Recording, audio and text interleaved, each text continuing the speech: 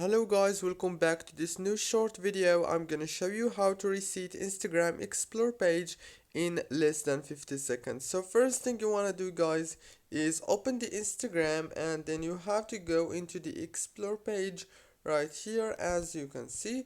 Now all what you wanna do is make sure to click on the posts or the reels that you like. For example, this one, and then click on like this. Make sure to put a like on the posts and the reels that you like.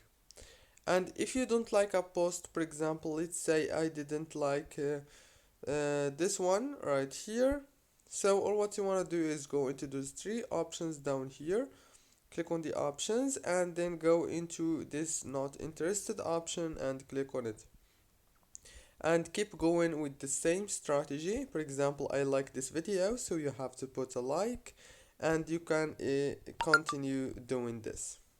That's it guys, it's a very easy method. Don't forget to like, subscribe.